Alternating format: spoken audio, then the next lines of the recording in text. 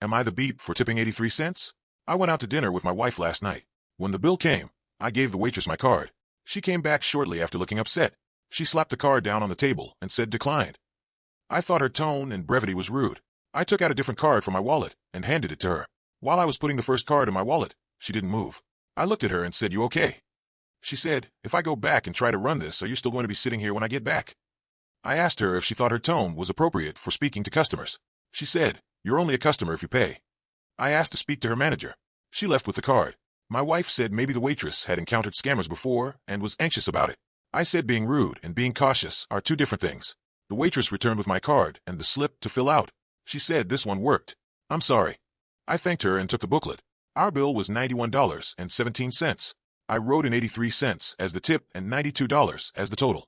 I handed it back to her and started to get up to leave. She said, "You're really not going to tip me?"